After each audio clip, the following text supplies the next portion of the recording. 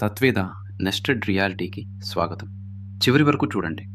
నిజం లోపల ఇంకో నిజం దాగి ఉంది. పాఠ్య పుస్తకం తెరిస్తే అణువు చాలా సులభంగా కనిపిస్తుంది. మధ్యలో కేంద్రకం, చుట్టూ చిన్న ఎలక్ట్రాన్లు, గ్రహాలు సూర్యుడి చుట్టూ తిరిగినట్టుగా కక్ష్యల్లో తిరుగుతున్నట్టు చూపిస్తారు.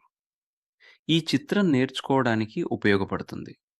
కానీ అది నిజమైన చివరి చిత్రం కాదు. మన అత్యంత ఖచ్చితమైన భౌతిక సిద్ధాంతం ప్రపంచం చిన్న గట్టి బంతులతో తయారైందని చెప్పదు. అది క్షేత్రాల గురించి చెబుతుంది. కణం అనేది ఆ క్షేత్రంలో కనిపించే చిన్న స్థానిక ఉద్దీపన మాత్రమే అని చెబుతుంది. ఈ భాగం అణువు లోపల నిర్మాణం ఎలా బయటపడింది, కణం అనే భావన ఎందుకు మారింది, ఈ భాగంలో చూసేద్దాం. అణువు అనే మాటకే ఒకప్పుడు అర్థం ఇంకా కోయలేనిది. కానీ 20వ శతాబ్దం ప్రారంభంలో ఆ నమ్మకం కూలింది. రదర్ఫోర్డ్ ప్రయోగాల్లో చాలా ఆల్ఫా కణాలు బంగారు పడక గుండా దాదాపు సూటిగా వెళ్ళాయి. కొన్ని మాత్రం తీవ్రమైన కోణాల్లో తిరిగి చెల్లాచెదురయ్యాయి. దాని అర్థం ఆశ్చర్యకరం. అణువు గట్టిగోళం కాదు. అది ఎక్కువగా ఖాళీ స్థలంలాగా ఉంటుంది. మధ్యలో చాలా చిన్న, చాలా ఘనమైన కేంద్రకం ఉంటుంది. అణువు చివరి ఇటుక కాదు. దాని లోపల మరో నిర్మాణం ఉంది. ఎలక్ట్రాన్ గురించి మన ఊహ కూడా ఇక్కడే మక్కడే మారుతుంది. ప్రజాదరణ పొందిన చిత్రంలో అది కేంద్రకం చుట్టూ తిరిగే చిన్న బంతి. కానీ ఆధునిక సిద్ధాంతంలో ఎలక్ట్రాన్ ముందు బంతి కాదు.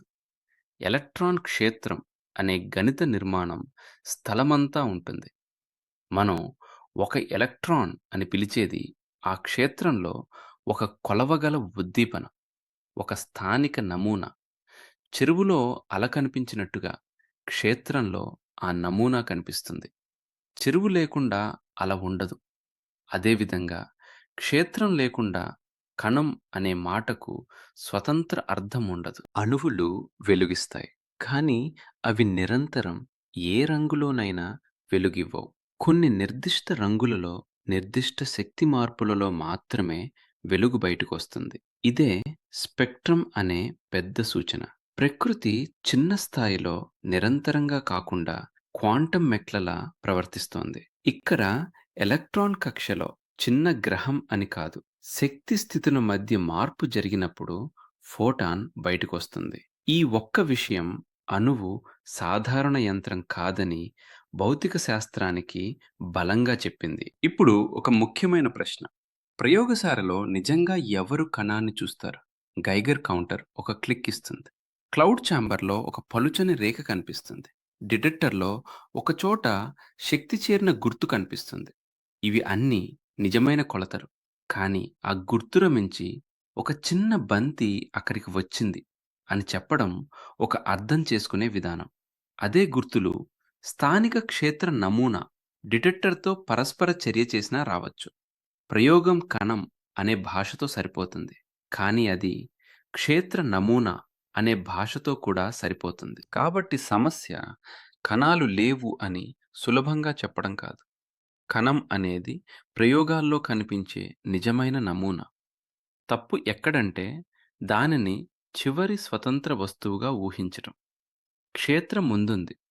కణం ఆ క్షేత్రంలో కనిపించే సంఘటన, నమూనా, ఉద్దీపన.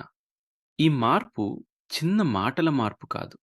ఇది వాస్తవం గురించి మన మానసిక చిత్రాన్ని మార్చుతుంది. వచ్చే భాగంలో ఇదే ఆలోచన ఇంకా బలంగా మారుతుంది. కణాలు ఒక్కొక్కటి వేర్వేరు బంతులు కాకుండా క్షేత్రాల్లో అలలు, ఉద్దీపనలు అయితే భౌతిక శాస్త్రం ఎలా కనిపిస్తుంది? తత్వేద సిరీస్ కొనసాగాలంటే సబ్స్క్రైబ్ చేయండి. ఈ భాగం మీకు స్పష్టంగా అనిపిస్తే లైక్ చేయండి. శాస్త్రం ఇష్టపడే ఒక మిత్రుడికి షేర్ చేయండి.